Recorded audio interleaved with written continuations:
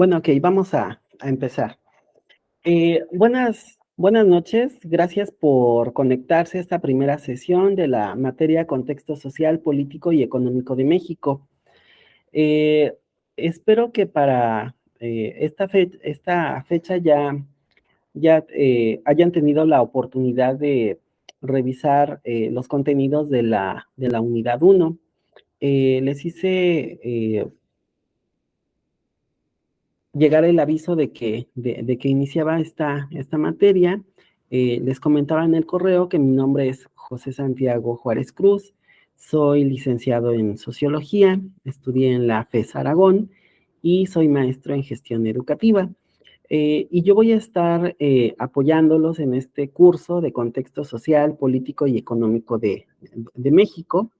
Cualquier duda, pregunta o comentario que surja, me gustaría que me lo hicieran saber a la brevedad, principalmente para que sea en beneficio de esta materia y de todos sus conocimientos que ustedes están adquiriendo en esta licenciatura. Y no sé si a partir de que revisaron la plataforma y la primera actividad asignada, tengan ustedes alguna duda o comentario.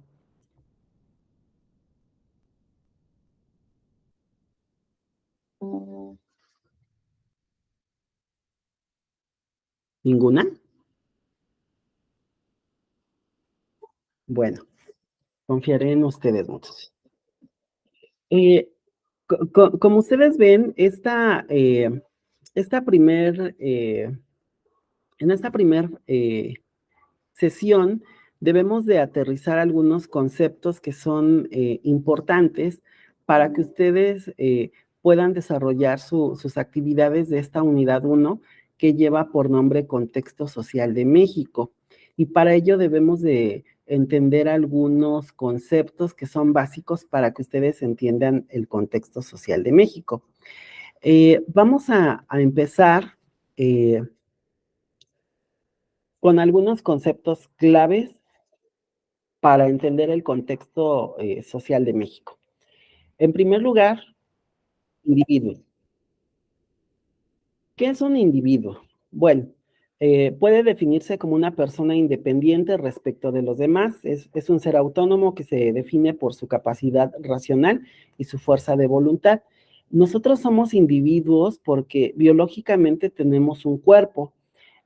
Gracias a este cuerpo podemos tener una individualidad, salvo circunstancias especiales, que no sé, fuéramos siameses o tuviéramos algún tipo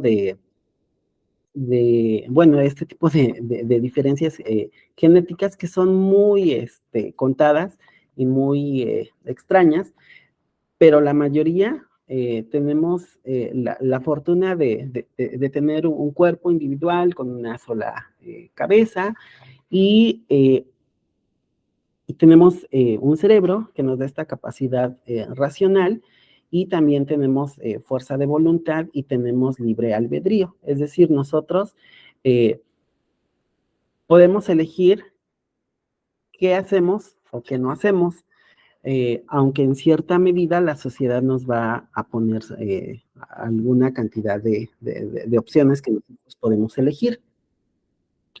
Entonces, les decía, un individuo va a ser una persona que tiene un cuerpo.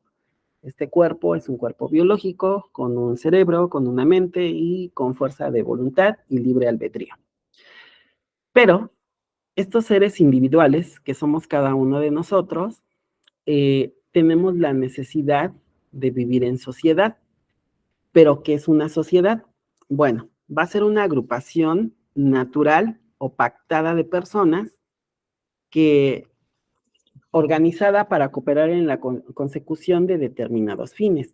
Es decir, que nosotros vamos a jugar diferentes papeles.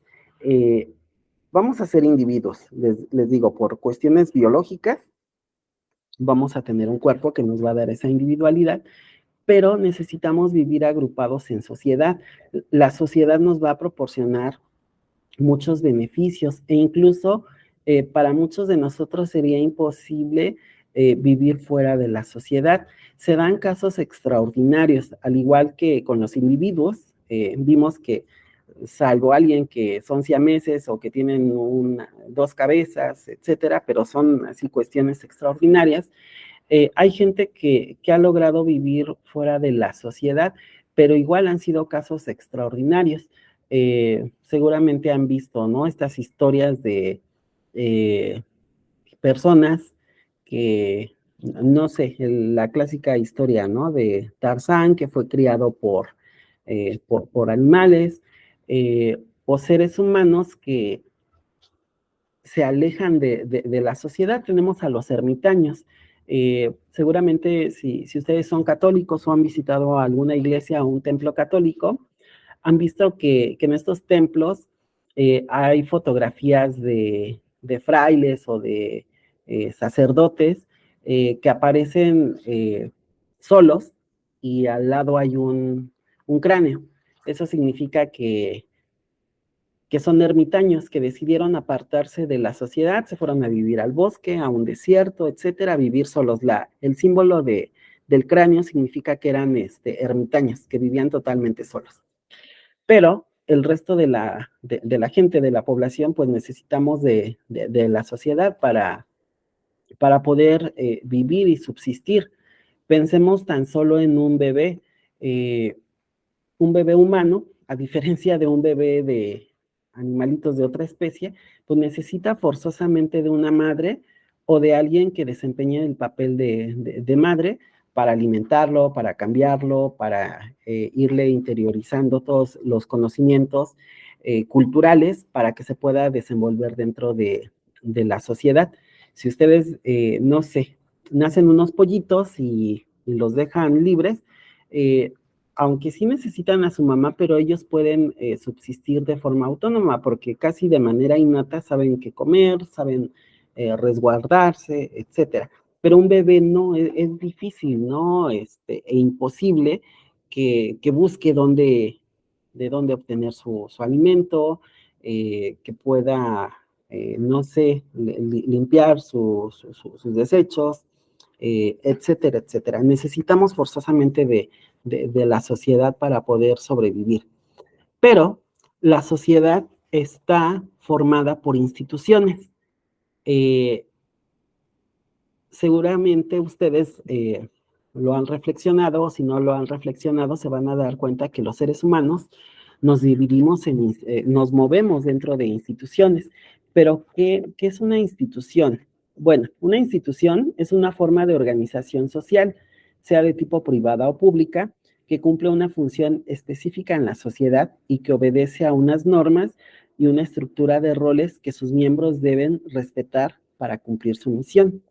Les decía que nosotros somos seres institucionales, somos seres sociales, pero al ser seres sociales nos movemos dentro de instituciones. La institución base en la que vamos a nacer como individuos y que nos va a integrar a la sociedad va a ser la familia.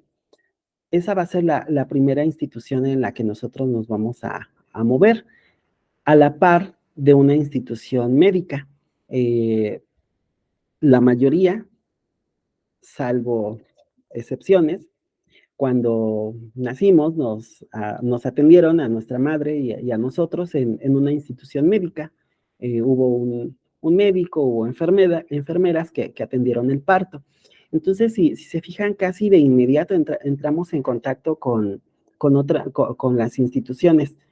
Voy naciendo, ya pertenezco a una institución familiar, que es mi mamá, mi papá, mis abuelos, mis primos, etcétera, ¿no? Pero a su vez ya entré en relación con otra institución, una institución médica donde atendieron a mi madre, ¿no? Y de ahí nos vamos a estar moviendo en instituciones. Ustedes ahorita están en una institución educativa, pero retornando a la experiencia del bebé, si son católicos o cristianos, lo más seguro es que a ciertos días los van a llevar a una institución religiosa, a bautizar, a presentar o a como le llamen, en este caso, a la congregación religiosa que su familia de ustedes pertenezca. van a crecer un poco y después los van a integrar a otras instituciones, a una institución educativa, mandarlos al kinder, a la primaria, a la secundaria. Seguramente los van a inscribir en otra institución, nuevamente religiosa, van a hacer su confirmación, su primera comunión, alguna institución deportiva, no sé, a lo mejor su papá o su mamá ya les tiene preparada una cuenta en el banco, los inscribe a una institución financiera, cuando cumplen 18 años se van a una institución militar porque tienen que hacer su servicio militar, etcétera, etcétera. Entonces, si se fijan, para entender el contexto social en el que nos desarrollamos, necesitamos comprender que somos individuos, pero que al ser individuos nos tenemos que integrar en sociedad y que la sociedad está compuesta por instituciones. Es casi imposible escapar de las instituciones.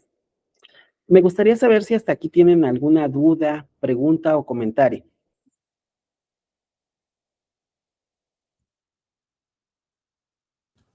No, profesor. ¿No? Ok.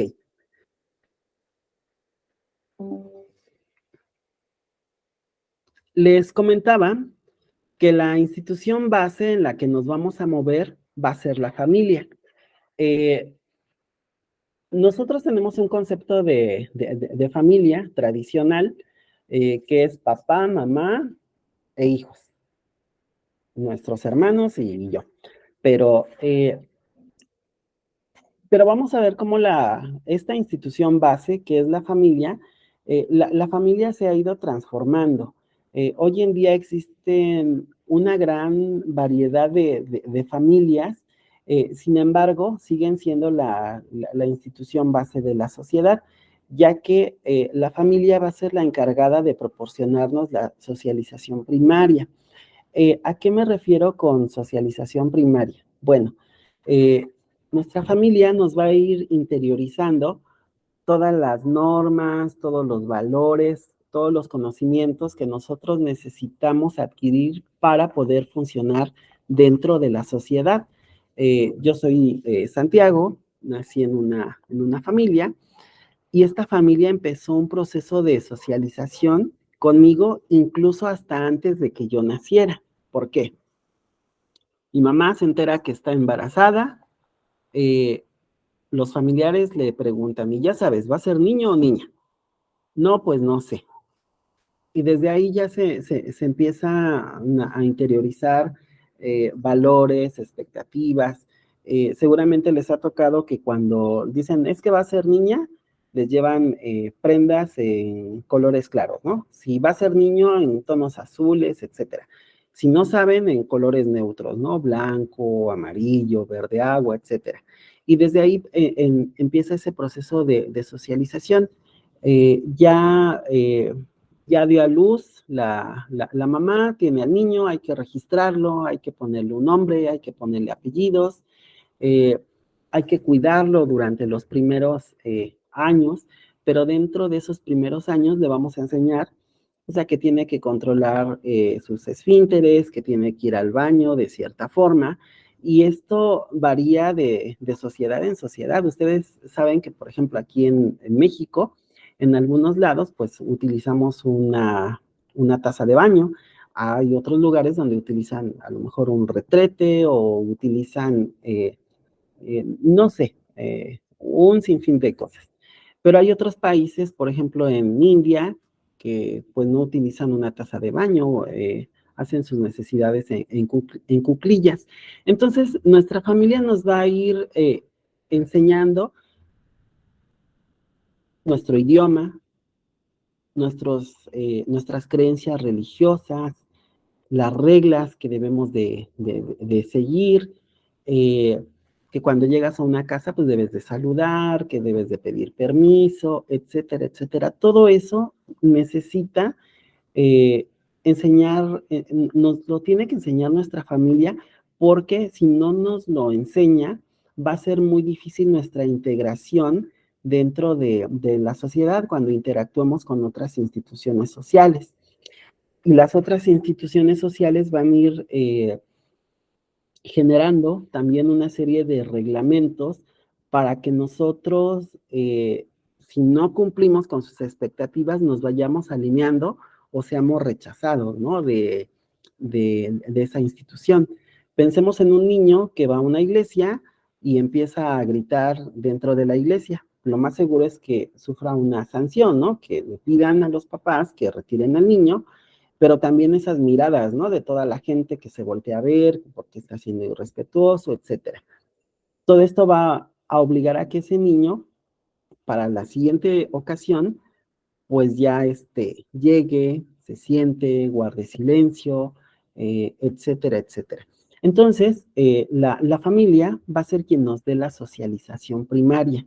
Es necesario, les decía, porque gracias a la familia vamos a adquirir esos valores, esas normas, esas costumbres, nuestro idioma, nuestra forma de ver y de concebir el mundo.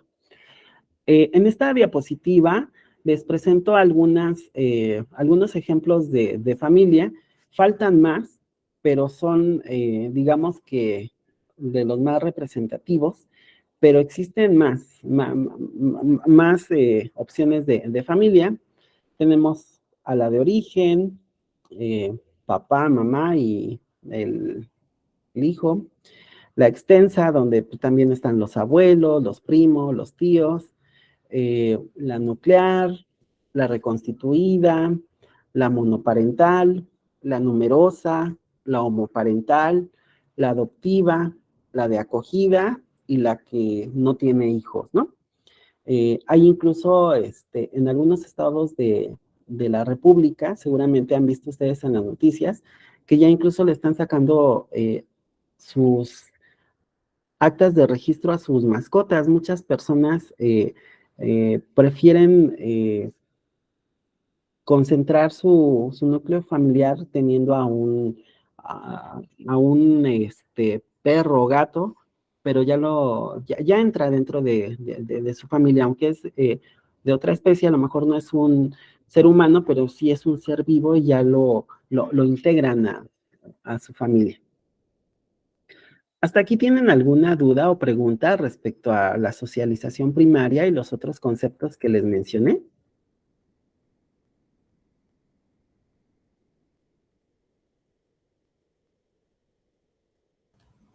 No, profesor. No, gracias, Julieta. Los demás, ¿sí les va quedando claro? ¿Quieren que me detenga en algo? ¿Que amplíe la explicación de algún concepto? Me gustaría escucharlos.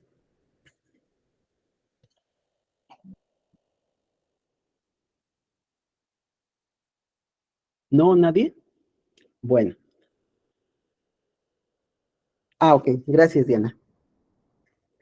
Bueno, les decía que la familia nos va a dar la socialización primaria, pero después tenemos que entrar en contacto con otras instituciones y estas instituciones nos van a dar la socialización secundaria. Es decir, dentro de estas instituciones vamos a ir adquiriendo más normas, más valores, otras formas de ver o de concebir el mundo. Y nos van a ayudar a seguir integrándonos dentro de la sociedad. Eh, Les decía, ya después de que terminamos nosotros nuestra socialización primaria, casi de manera inmediata entramos en la socialización secundaria. ¿Por qué? Porque, por ejemplo, tenemos que ir a una institución médica. Esta institución va a llevar un control de nuestras vacunas. Cuando nos enfermamos va a tener un expediente médico, etcétera, etcétera. Y necesitamos tener esa relación con esa institución médica, porque cuando entremos, por ejemplo, a otra institución, como es las instituciones escolares, ellas nos van a pedir esos antecedentes, ¿no? Nos van a pedir un certificado médico, que mostremos nuestra cartilla de vacunación, porque, bueno, si no estamos vacunados, podemos contagiar de alguna enfermedad a nuestros compañeros de escuela. Nos van a pedir un acta de nacimiento que previamente ya tuvimos que haber, bueno, nuestros padres tuvieron que haber tramitado con un registro civil. Y de ahí ya no paramos en cuanto a esta socialización secundaria que nos van a dar otras instituciones. Por ejemplo, algunos cuando cumplen ya sus 18 años van y sacan su credencial de lector y a partir de esto pues ya tienen una relación con una institución que ayuda a que podamos elegir de forma democrática a nuestros gobernantes. Y va a haber algunos que se van a afiliar a algún partido político, pero también vamos a estar en contacto con instituciones bancarias para resguardar nuestro dinero, para recibir nuestra nómina, para hacer pagos, etcétera. Instituciones jurídicas, por ejemplo, pues un registro civil, si nuestros papás se divorcian, pues también vamos a estar en contacto. ¿Por qué? Pues porque lo más seguro es que alguien se quede con nuestra patria potestad, sea compartida, etcétera. Cuando entramos a trabajar, puede que algunos se unan a algún sindicato, algunos pueden incluso unirse a alguna institución deportiva, ¿no? Algún equipo de fútbol, de básquetbol, a instituciones científicas.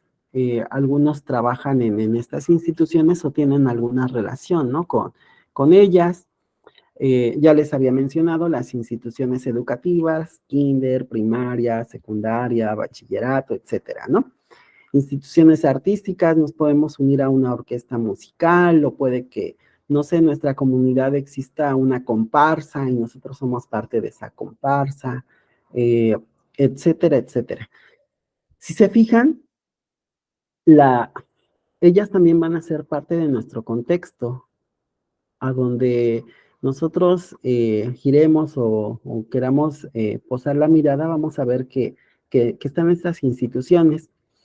Está cerca el centro de salud, más para allá está la primaria, por allá está la secundaria, más atrás queda el campus de una universidad, más allá está las oficinas del partido político, por allá está el banco. En suma, nos movemos dentro de instituciones y estas instituciones pues forman parte de nuestro contexto social. ¿Hasta aquí alguna duda, pregunta o comentario, muchachos? ¿Va quedando claro? Me preocupa porque no participan. Sí, todo claro, profesor. Ah, bueno, gracias, Julieta. Bueno, pero ahora necesitamos entender eh, cómo funciona esta sociedad. Ya vimos que necesita individuos, o sea, nos necesita a nosotros para funcionar.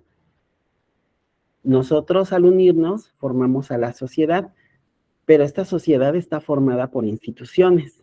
Sin embargo, esta sociedad debe de tener un orden. Ah, gracias, Alejandra. Eh, necesita tener un orden, necesita tener una estructura que la sostenga. Eh, es aquí cuando vamos a empezar a hacer unas analogías. ¿Qué es una estructura y qué función tiene una estructura? Bueno, aquí les presento en esta diapositiva unos ejemplos de estructura. Nosotros, los seres humanos, tenemos una estructura ósea, son nuestros huesos, nuestro esqueleto, y no va a estar ahí de adorno, va a tener una función, y la función es contener nuestros órganos para que estén protegidos, para que estén acomodados de cierta forma que no colapsen entre ellos, y también va a estar revestido de músculos, ¿no? Que amortigüen golpes, que nos permitan desempeñar muchas labores. Seguramente en sus cursos que tuvieron de biología, aprendieron, ¿no? Los diferentes órganos que tenemos, las diferentes funciones que tiene cada uno de ellos, que no están sin hacer nada, ¿no? Cada uno cumple con una función, pero la función en este caso del esqueleto es mantenernos en pie, ajá, que no colapsen nuestros órganos y que puedan funcionar de manera perfecta. Otro ejemplo de estructura lo vemos, por ejemplo, con las casas o con los edificios o en un cuarto. Para que se mantengan de pie, necesitan estar hechos, bueno, tener una cimentación que es parte de su estructura y tener, generalmente pues las estructuras son hechas con metal, ¿no? Con varilla. Y esto les permite pues mantenerse en pie, no colapsar. La sociedad necesita algo parecido, necesita tener una estructura. Aquí en esta siguiente diapositiva les presento lo que va a ser la estructura que permite que nuestra sociedad se mantenga en pie y pueda funcionar. Haciendo una analogía, este esquema que ustedes ven es el esqueleto de la sociedad. Ese esqueleto va a necesitar una parte económica, una parte política y una parte social. Necesitamos y bueno, a su vez, cada una de estas partes se va a ir subdividiendo, podemos decir que con otros huesos, con otros órganos, para que, para que nuestra sociedad funcione. En este caso, pues nos referimos en específico a nuestro país, aunque va a haber, bueno, otros países también tienen esta misma estructura, ¿no? Económica, política y social para poder funcionar y mantenerse de pie.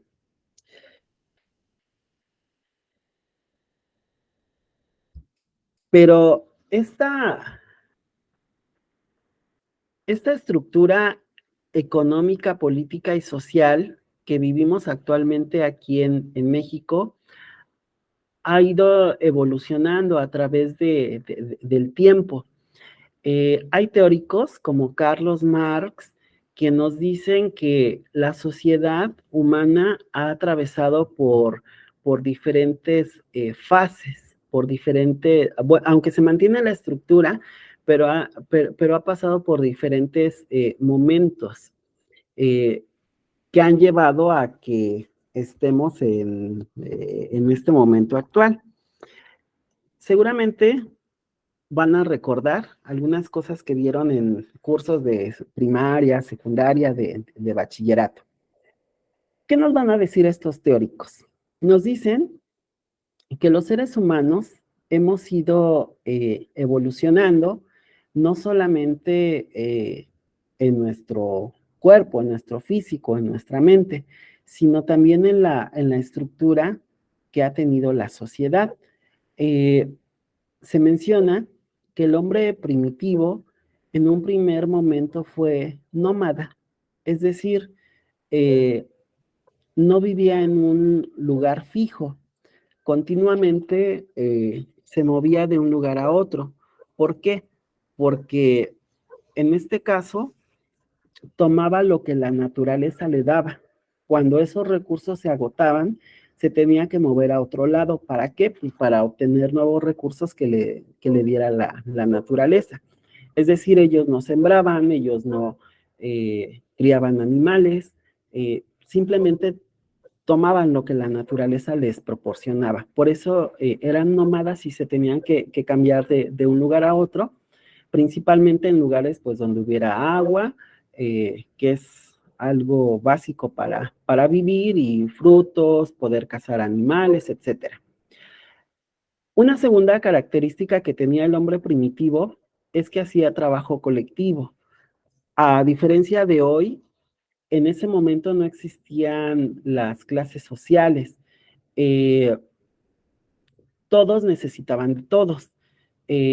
Yo no podía ir solo a cazar porque al enfrentarme a la naturaleza, si yo iba solo, pues difícilmente iba a poder cazar un mamut o otro tipo de animal, porque lo más seguro es que se iba a defender de mí.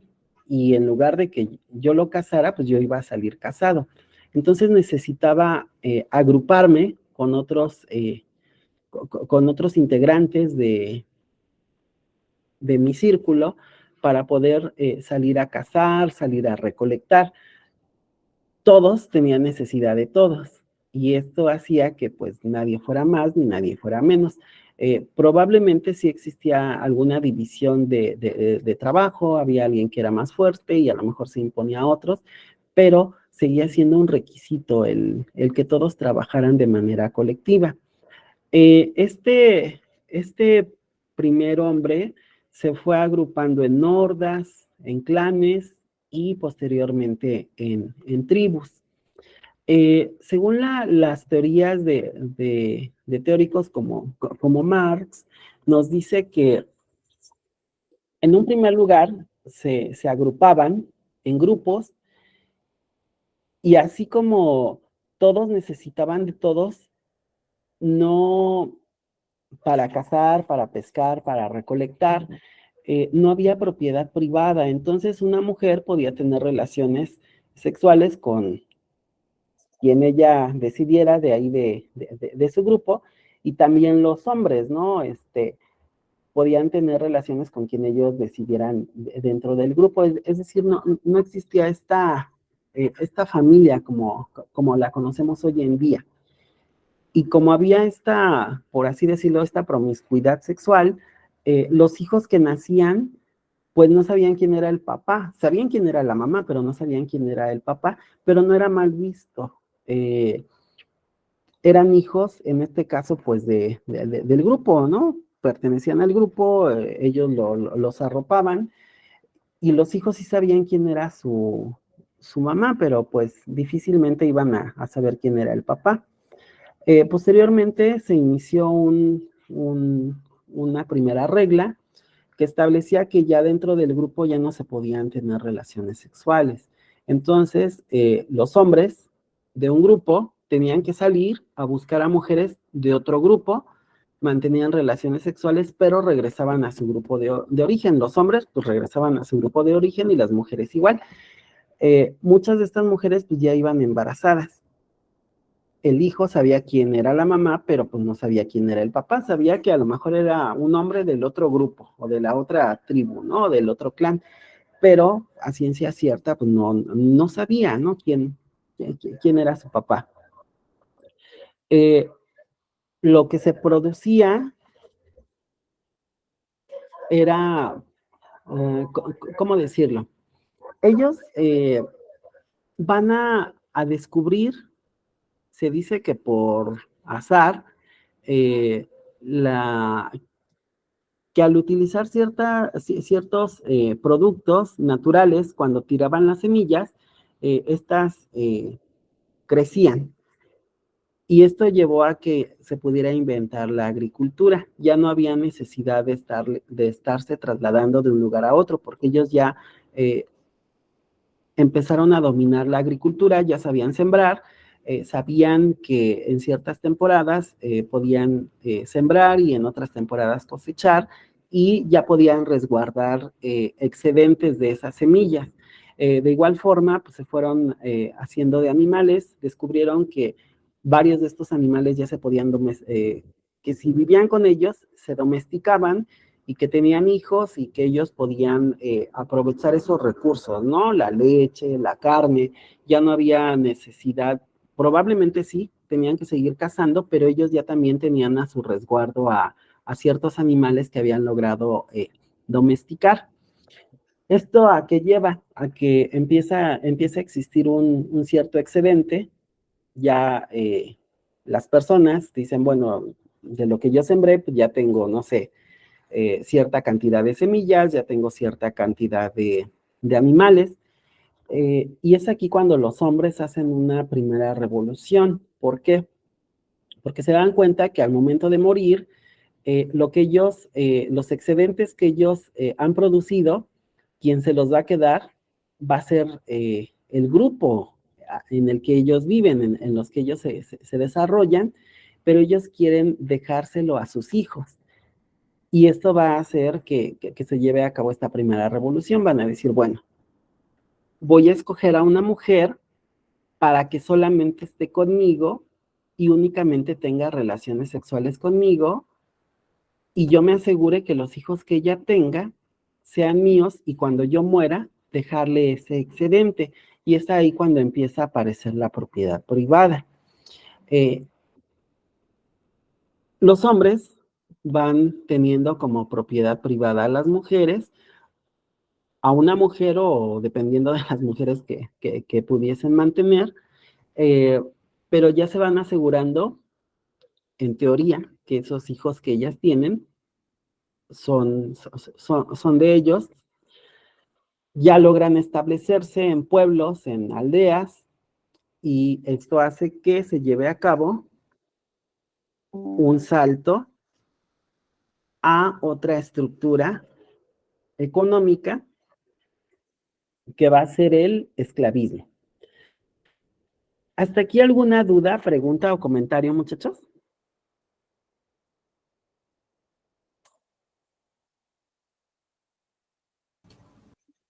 No, Bueno, profesor. ok. Bueno, ya apareciendo la propiedad privada, la agricultura y la domesticación, ya se pueden establecer en una aldea, en un pueblo, y esto va a dar origen a un nuevo sistema económico. Cuando se forman estos pueblos o aldeas, van a ir entrando en conflicto, ya sea porque para competir por los recursos o por ambición. Esto va a llevar a que estos pueblos o aldeas empiecen a luchar unos con otros y el pueblo o la aldea perdedora empezaron a establecer esta práctica de esclavismo. Es decir, yo le gané a tu pueblo, a tu aldea, mato a todos los hombres y me apropio de las mujeres, las tomo como esposas, a sus hijos los conservo o los tengo como para que trabajen para mí y también me voy apropiando de sus cosas. Eh, Posteriormente, pues se dieron cuenta de que no había necesidad de matar a todos los hombres, pues, también podían utilizar su mano de obra, pero ya como esclavos, ¿no? Ya tenían un dueño, este dueño pues ya decidía sobre ellos. Y aquí ya se va a ir viendo una estructura más definida. Los que van a sostener la economía van a ser los esclavos. Si ustedes ven la pirámide, quienes la sostienen son los esclavos, son los que van a trabajar, van a producir, se van a vender esclavos, se va a obtener ganancia por ellos, por sus hijos, etcétera. Los que van a estar por encima de ellos, pero no los deja exentos de trabajar y de entrar en esta dinámica de producción, pues van a ser los campesinos, los artesanos, los comerciantes y los productores. Si nos fijamos, ya van a existir las clases sociales.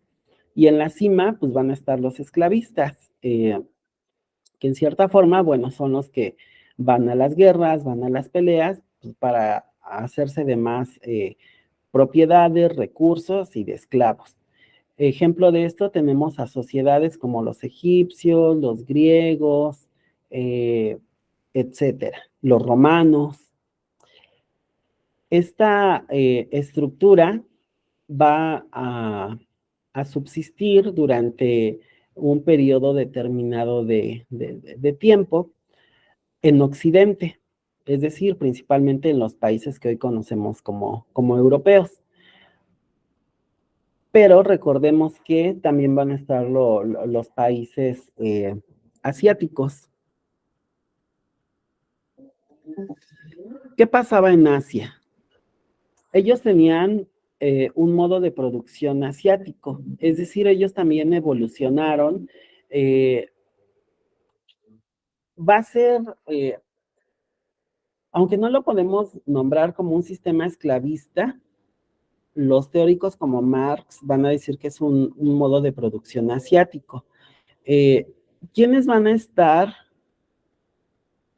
en la base, sosteniendo la economía? Van a estar los aldeanos. Los aldeanos son los que tienen que trabajar, sembrar y producir. Quienes los van a mantener en orden y a raya van a ser el alto ejército, amenazándolos por medio de las armas, y los sacerdotes convenciéndolos de forma espiritual. y los que van a estar a la cabeza, disfrutar del trabajo de las dos clases que están por debajo de ellos, va a ser el gobernante despótico. El gobernante despótico, el emperador, va a tener una forma de controlar a estos aldeanos. ¿Ustedes se imaginan cuál es la forma de controlar a estos aldeanos? ¿Cómo controlarían ustedes a las personas si ustedes tuvieran ese poder? ¿Cómo creen que se puede controlar a las personas, a un pueblo? Aparte de utilizar al ejército y a los sacerdotes. ¿Qué se les ocurriría para controlarlos?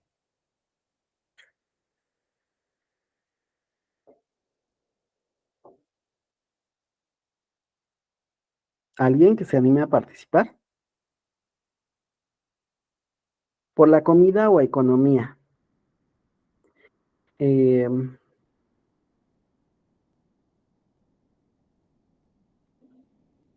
¿Por el miedo?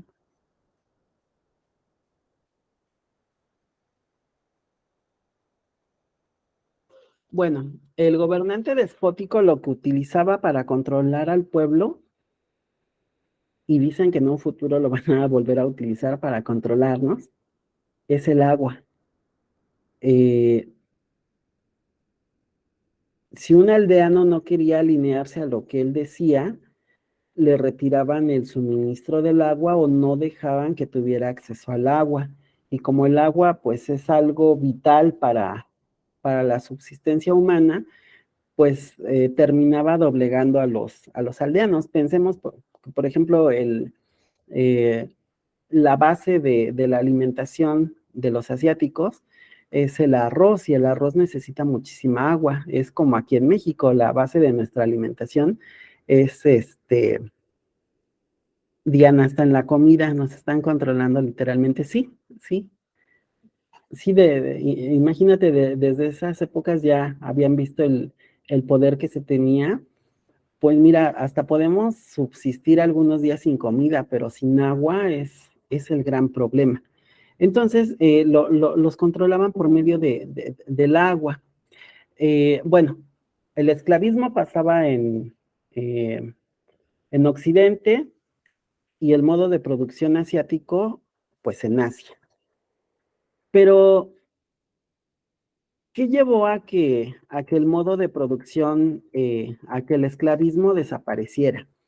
Si ustedes recuerdan, en sus clases de historia universal antigua, nos habla de estos grandes imperios, ¿no? De los egipcios, de los griegos, de los romanos, de los persas, y muchos de ellos, o todos ellos eran esclavistas, pero va a acontecer algo en la historia.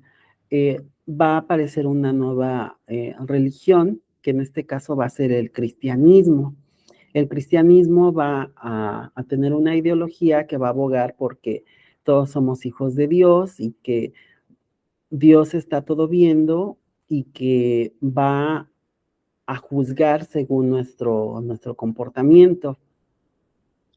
En ese entonces el imperio más poderoso era el imperio romano.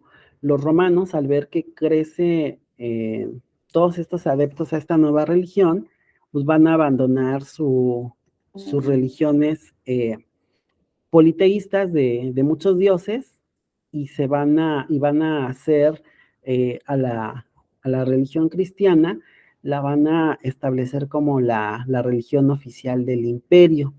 Y esto va a llevar a que aparezca una nueva estructura económica, una nueva forma de manejar la economía, y va a ser conocido como el feudalismo. Eh, Al ser la religión cristiana, católica, la religión oficial del imperio más importante, se va a imponer en muchos países, y se va a ver la necesidad de reconfigurar a la sociedad. Va a haber cierta complicidad porque los que se van a colocar como representantes de Cristo en la tierra va a ser en este caso el Papa, y el Papa va a entrar en una complicidad con estos anteriores esclavistas. Ahora en lugar de ser esclavistas se van a llamar reyes. ¿Quién va a sostener la economía? Los siervos y los campesinos. Si se fijan, los esclavos nada más cambiaron de nombre y ahora se van a llamar siervos o campesinos. Van a ser los que tienen que trabajar para sostener la economía. Por encima de ellos va a estar el bajo clero y la pequeña nobleza. Van a tener mejores privilegios que ellos, pero aún así tienen que trabajar un poco. Y por encima de ellos va a estar el alto clero, los grandes jerarcas religiosos y la alta nobleza. Ellos no trabajan. Y en la cima el rey y toda su familia, ellos tampoco trabajan. Por eso se decía que eran de sangre azul, ¿no? Porque eran tan blancos porque pues, no salían a tomar el sol, se les veían las venas, utilizaban a la iglesia católica para justificarse, y aunque no fuera católica, sí a la religión cristiana. Tan solo recordemos que a la mayoría de los reyes, quien los iba a coronar era el Papa, y si no podía ir el Papa, tenía que ir un obispo, un arzobispo, alguien muy, muy importante.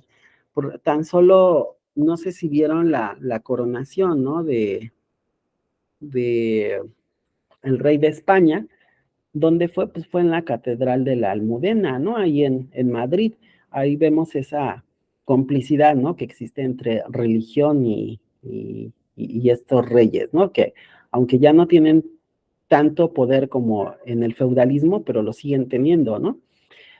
Próximamente vamos a ver, me parece que en este mes, la coronación del rey, ¿no? Carlos de Inglaterra, y van a ver, quien lo va a coronar es la iglesia anglicana, pero incluso, no sé si vieron en las noticias que otras iglesias que tienen raíces cristianas han participado en ritos, ¿no? Para ungir los aceites que le van a poner cuando lo van a coronar. Existe esa complicidad. La humanidad va a estar dentro de este sistema económico, va a tener su tiempo de vida, pero dentro de él va a surgir una nueva forma de estructurar a la sociedad en términos económicos, que va a ser el capitalismo en el cual seguimos viviendo hoy en día. ¿Cómo surge el capitalismo? Bueno, en la época feudal existían los feudos, es decir, ciertos terrenos donde estaba el castillo del rey, las tierras que trabajaban los siervos y los campesinos, tenían pues, que entregar lo que producían al rey, solamente se quedaban con una parte para subsistir. Quienes los mantenían a raya era nuevamente el clero y el ejército, pero vivían amurallados, encerrados para protegerse de otros reyes, ¿no? Se empezaron a hacer acuerdos o alianzas para que fueran creciendo los reinos. El hijo de un rey se casaba con la hija de otro rey. Esto hacía que pues no entraran en conflicto y pudieran ampliar su reino. Sin embargo, al vivir bueno, era inevitable que tuvieran guerras también entre ellos, pero afuera de estos feudos empezaron a establecerse casas, habitaciones, donde vivía gente que no estaba dentro de esta estructura social. A estas casas o a estas construcciones se le llamaba burgos, y dentro de estos burgos vivían los burgueses. ¿Qué ofrecían los burgueses a estas personas que vivían dentro del feudo? Bueno, dentro del feudo solamente existían artesanos o personas que producían lo que ahí se requería, pero no había muchas opciones. No sé, zapatos de mujer, pues todas las mujeres llevaban el mismo estilo de zapatos. Obviamente, salvo el rey o la reina y su familia, ¿no? Eh, Pan, pues solamente había un panadero, ¿no? Todos comían el mismo tipo de pan, los mismos productos, es decir, no había variedad. Los residentes del feudo se dan cuenta que fuera del feudo están estos burgos y los burgueses les ofrecen productos totalmente distintos y empiezan a salir a comprarle a estos burgueses. Ah, pues es que yo tengo este tipo de zapatos que el zapatero de aquí del feudo produce, y tengo esta chamarra que produce nada más el sastre de este feudo. Pero voy a salir y voy a ver que allá venden variedad distinta de zapatos y de chamarras. ¿Y esto qué hace? Pues que estos burgueses empiecen a acumular recursos.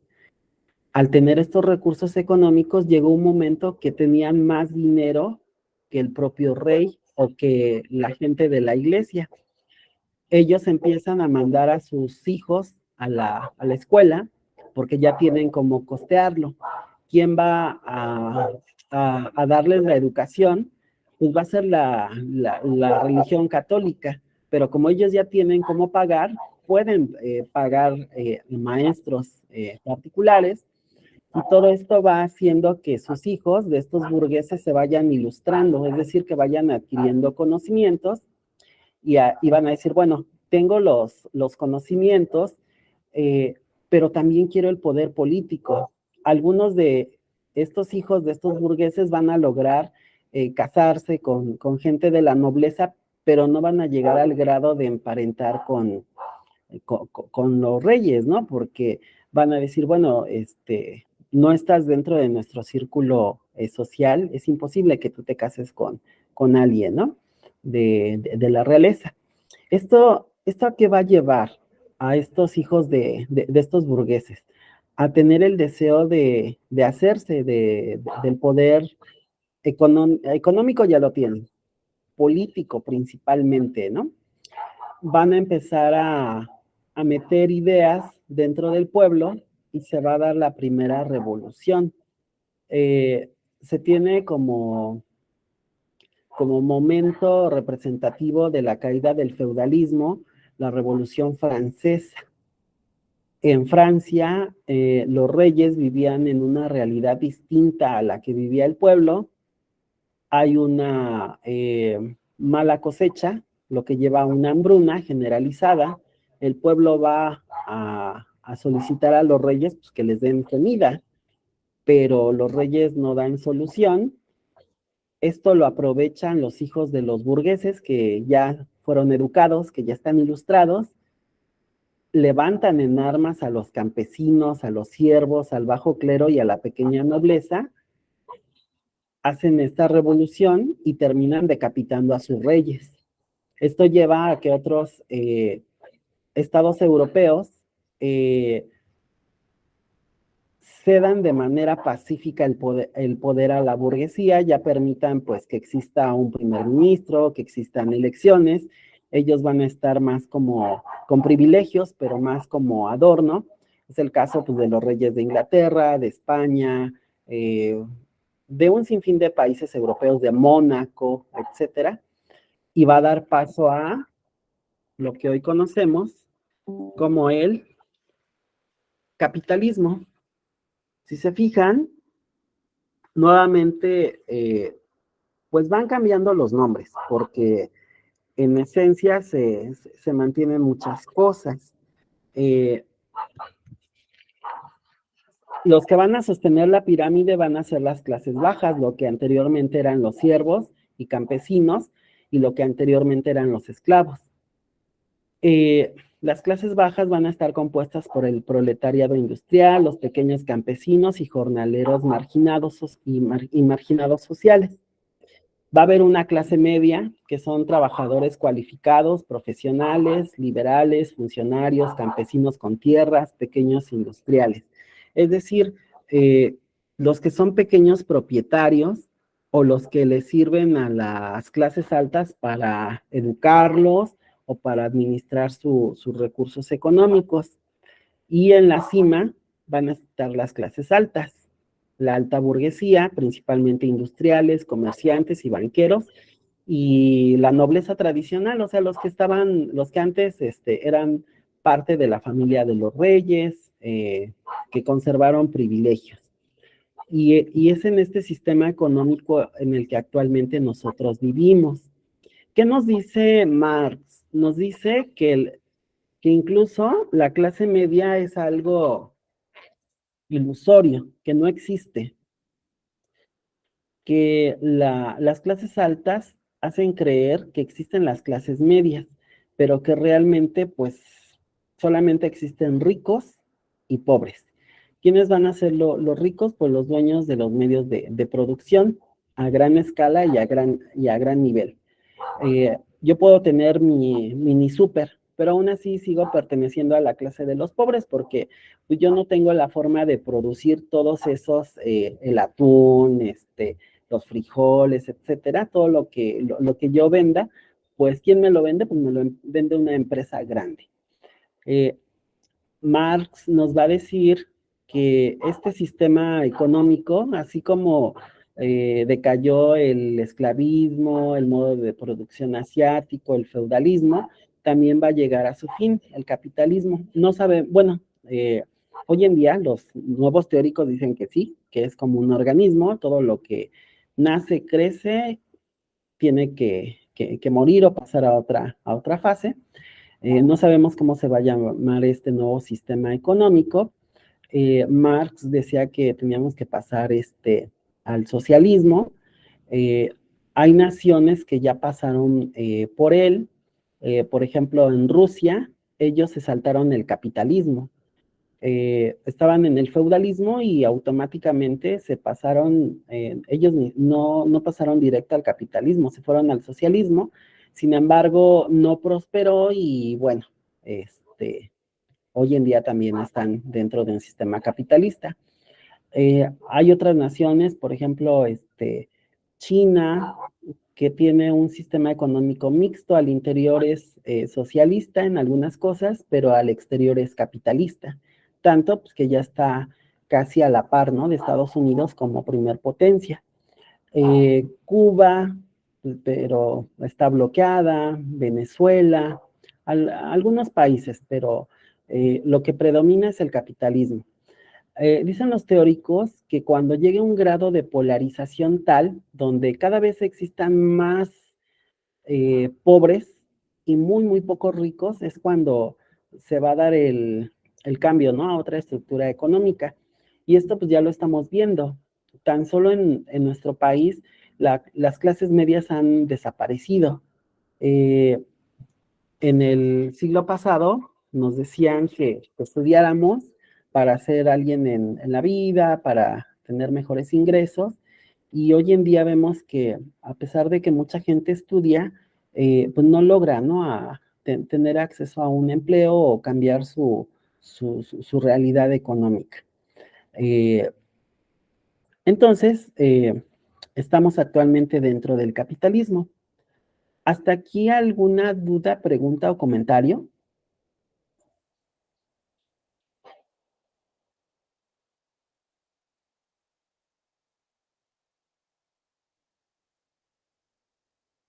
¿Ninguna?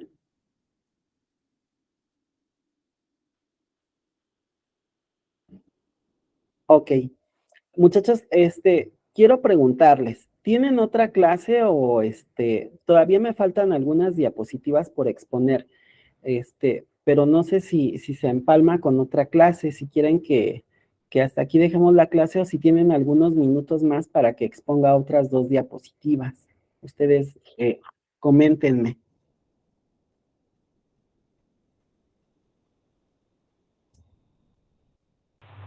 No, yo no tengo ninguna clase, profe. No, yo tampoco tengo ninguna clase. Ah, bueno. Hasta las 9. Ah, bueno, entonces puedo continuar con la exposición. Los que tengan otra clase, de todas formas queda grabada la sesión. Pero sí considero importante irles explicando esto para que vayan entendiendo el contexto social, ¿no? En el que actualmente vivimos, porque si se fijan, pues la humanidad y las sociedades han ido pasando por estas fases. Les digo que actualmente estamos viviendo un sistema económico capitalista. Seguramente en meses anteriores, creo que el mes pasado o antepasado, me parece que, no recuerdo si fue INEGI o Coneval, sacó un listado de cuántos ingresos económicos debemos de tener para ser clase alta, clase media y clase baja. Y si también han visto ustedes que lo que les menciono, cada vez se va polarizando más este sistema. Cada vez hay menos ricos y más pobres. Gente que anteriormente era clase media ha pasado a sumarse a, a la pobreza, y más con esta circunstancia que nos pasó de la pandemia. Mucha gente que era clase media pues pasó a ser clase pobre, y hoy en día incluso estas clases, principalmente las clases bajas o en pobreza, eh, se ha subdividido. Hay gente que es pobre, gente que es medio pobre y gente que es muy, muy pobre.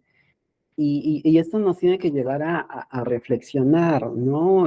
Sobre nuestro contexto social y sobre lo que nosotros tenemos que hacer para revertir esta situación.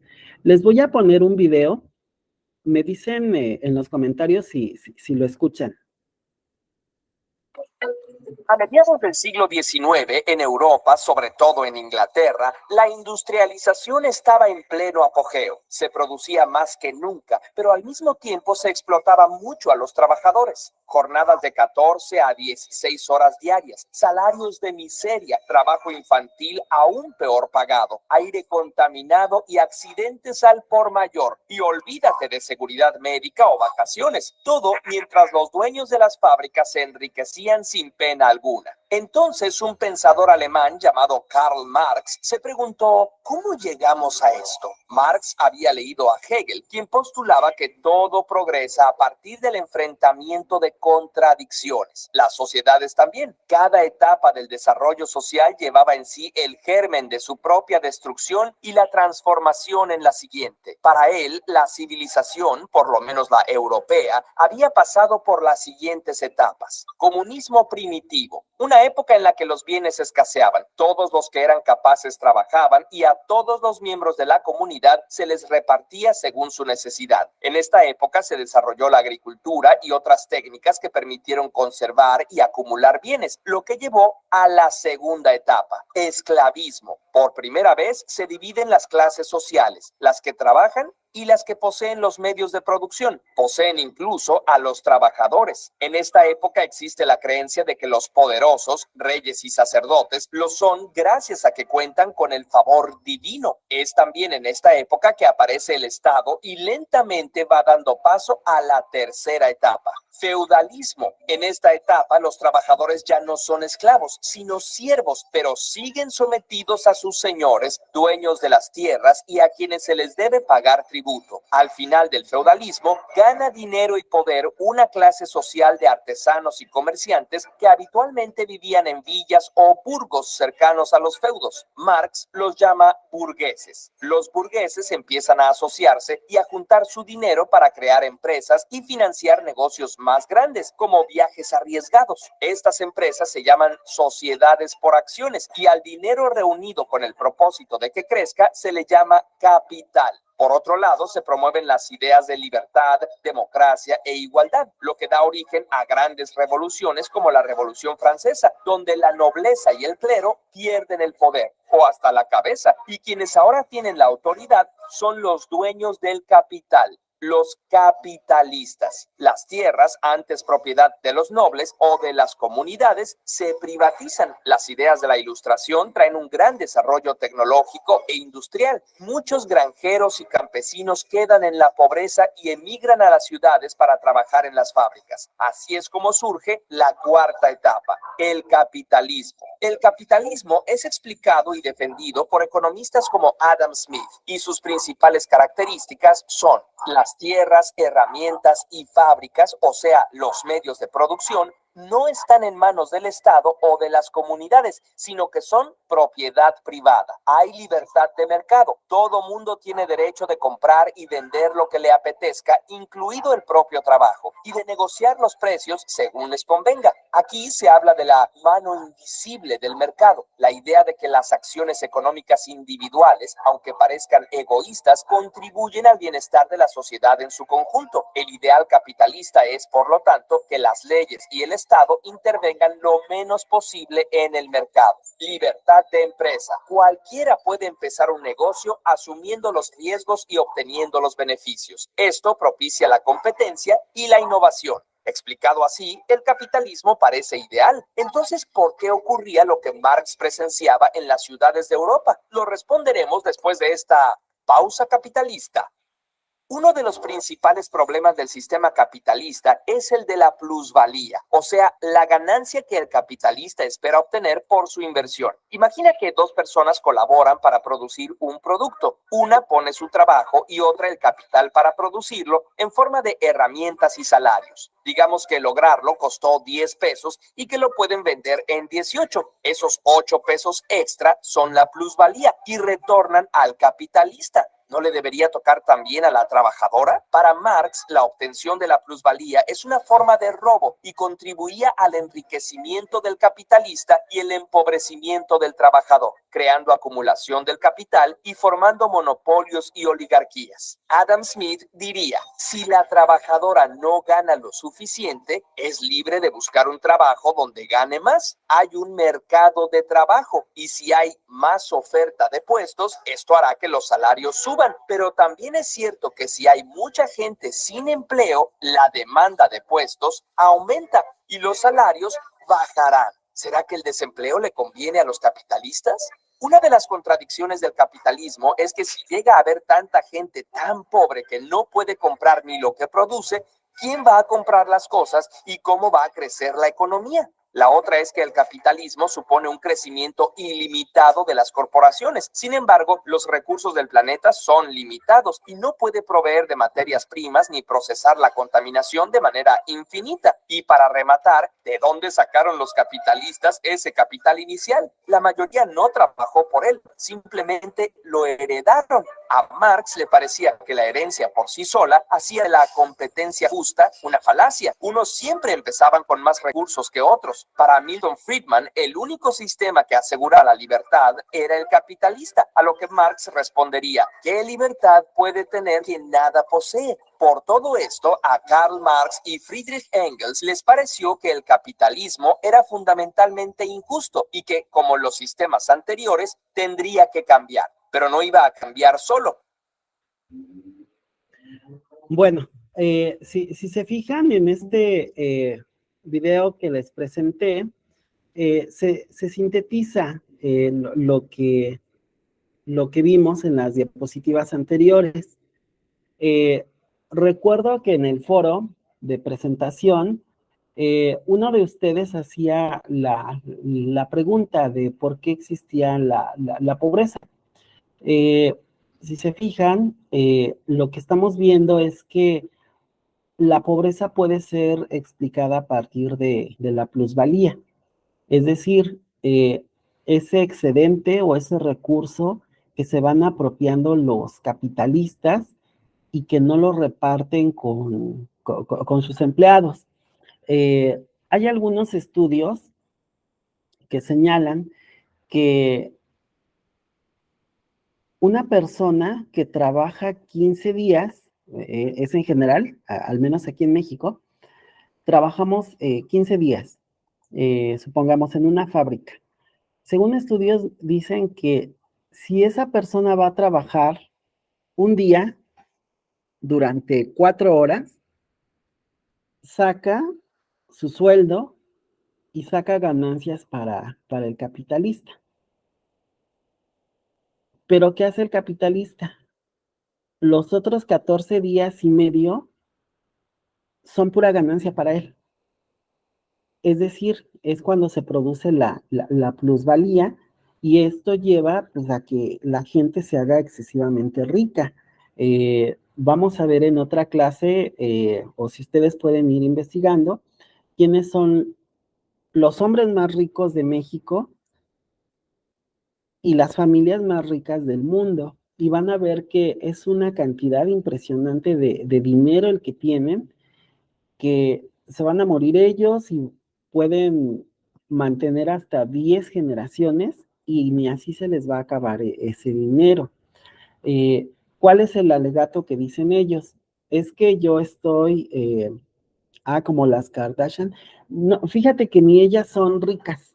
Eh, Tienen más dinero que, por ejemplo, que el resto de la población, pero ellas, digamos que son, obviamente tienen dinero, pero no se compara con el dinero que tiene realmente un capitalista, porque a final de cuentas, pues ellas son empleadas, ¿no? De alguien más, que ganan muy bien, sí, no lo dudo, pero piensa en las personas que son dueñas de los medios de producción. Pues aquí en México tenemos, por ejemplo, a Carlos Slim, ¿no? Que es dueño casi de todas las plazas o centros comerciales, tiene concesionado Teléfonos de México, tiene Telcel, eh, y es un hombre que va a morir y sus hijos, nietos, bisnietos y varias generaciones, este, van a vivir muy bien, ¿no? Estas mujeres, las Kardashian, comparadas con él, pues son pobres, ¿no? Eh, entonces,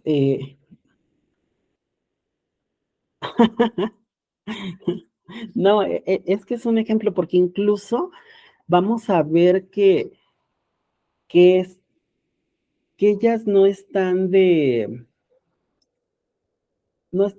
por casualidad, tienen una función dentro del capitalismo. Eh, Y dentro de esta primera estructura que vimos, el capitalismo va a requerir de una estructura económica para funcionar. La vemos aquí en la diapositiva, pero también va a requerir de una superestructura. Y estas mujeres que tú mencionas eh, pertenecen a esta superestructura. La superestructura van a ser todos los medios que el capitalista va a utilizar para convencernos de aceptar este sistema económico y se va a valer de la ciencia, de la ideología, de la religión, del arte, de la política, de la educación y de otros, por ejemplo, de estas artistas o de estas influencers o actrices. Eh, y, y es importante que ustedes reflexionen porque ustedes están cursando la licenciatura en tecnologías de la información y comunicación. eh, y si bien es cierto que no nos podemos abstraer del sistema, yo creo que sí es importante que ustedes también reflexionen cuál va a ser su papel dentro de este sistema económico y posiblemente en otro sistema económico. Pensemos, por ejemplo, ahorita está muy en boga esto del desarrollo de las inteligencias artificiales. Esto que, que vamos a empezar a vivir y que ya estamos viviendo va a reestructurar pues toda la economía. puede incluso hacer que el capitalismo tome un nuevo respiro y pueda subsistir durante más años, ¿no? Y que pueda permanecer en el poder mucho más tiempo del que se tenía proyectado. ¿Hasta aquí alguna pregunta, comentario? Sin pena, de lo que te respondí de las Kardashian, es con la finalidad de, de que reflexionemos que ellas también son parte del sistema y que las personas realmente ricas incluso ni las conocemos, a veces viven en el anonimato. Nos presentan a los hombres y a las mujeres más ricas, pero difícilmente nos presentan a las familias más ricas. ¿Hasta aquí alguna duda, muchachos? ¿Alguna reflexión, sin pena, sin vergüenza, que quieran compartir?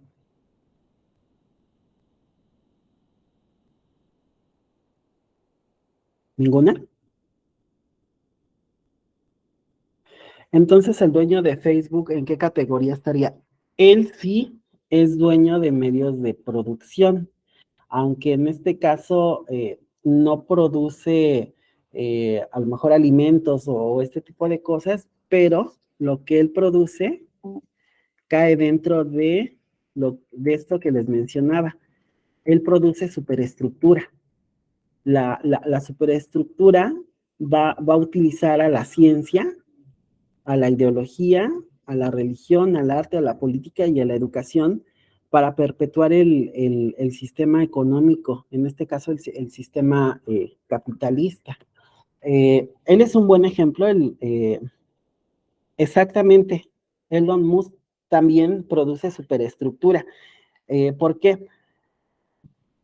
Pensemos en que ellos han desarrollado mucho a la ciencia, en este caso en aspectos tecnológicos y de comunicación, pero ellos obtienen muchísimas ganancias gracias a este desarrollo, y pasa lo mismo que pasa con un obrero de una fábrica.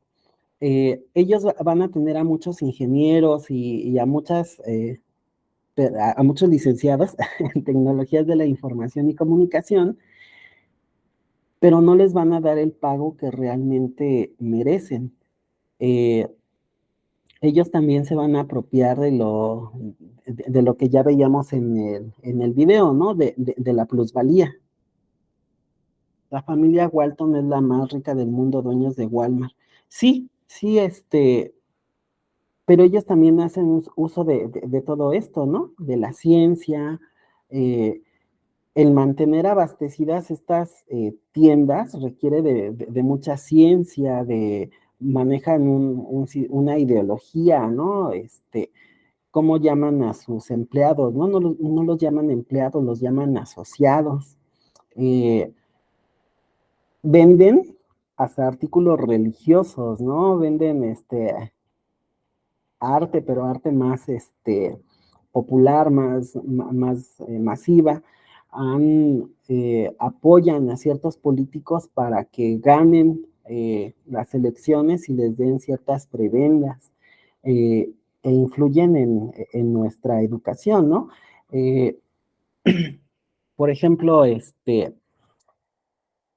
no sé si a ustedes les ha tocado que abren un Walmart cerca de sus colonias o de sus comunidades y cómo esto tiene un impacto, ¿no? En el estilo de vida. Muchas tiendas quiebran, desaparecen pequeños negocios.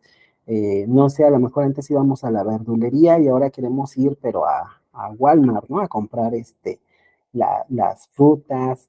Y sabemos que ellos también son dueños de muchas tierras donde ellos mismos cultivan estas frutas, estas verduras y estas legumbres, pero ya tienen alguna modificación genética.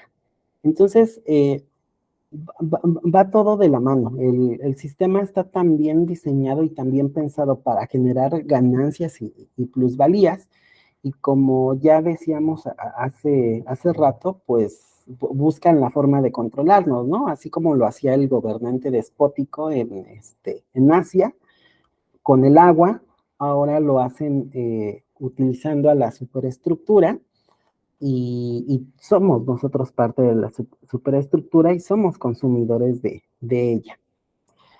Pero bueno, en la siguiente sesión, muchachos, vamos a ver con más detalle estas diapositivas, porque yo creo que nos van a llevar como otra hora. Vamos a ver cómo se conforma la estructura económica, los sectores que conforman esta estructura económica, las fuerzas productivas, las relaciones sociales de producción, y finalmente vamos a ahondar en esta parte de la superestructura, cómo toda esta ideología, la ciencia, la religión, todos ellos van a contribuir para mantenernos dentro de este sistema económico que impacta en nuestra realidad social.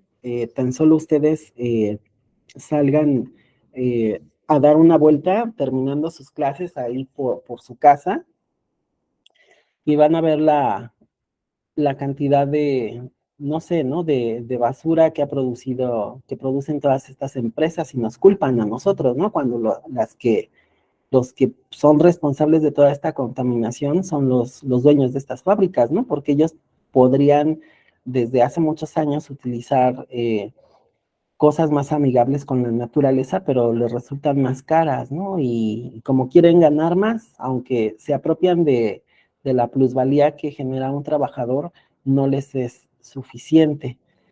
Pensemos en la pobreza o en la marginación. Seguramente hay gente indigente cerca de donde ustedes viven, animalitos que viven en situación de calle.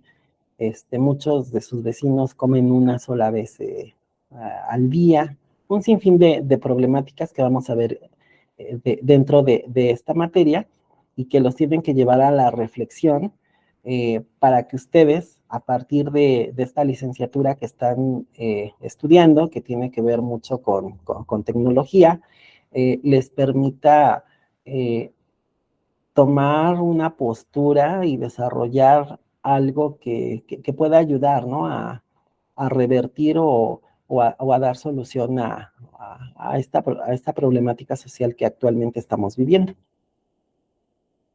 No sé si hay algún comentario extra o alguna participación, alguna sugerencia.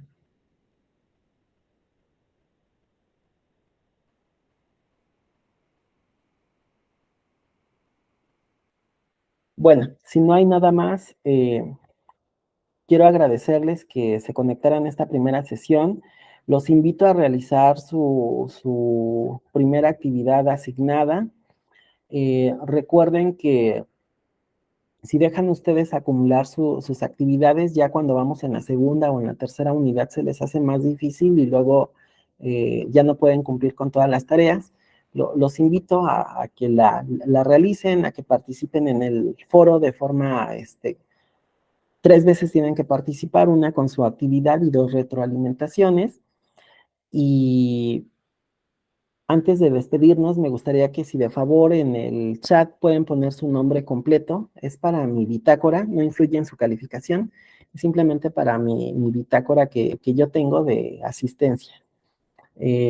Les agradezco mucho su participación, su asistencia y la grabación de esta clase y la presentación se las voy a hacer llegar por correo electrónico por si la quieren volver a ver o si quieren utilizar la presentación como apoyo. Y también va a estar disponible en el apartado plan de trabajo de la unidad 1. Muchísimas gracias. Nos vemos. Que tengan una excelente noche los que todavía van a tomar otra clase para que tengan oportunidad de tomar un refresco, de tomar agua, de hacer algo más.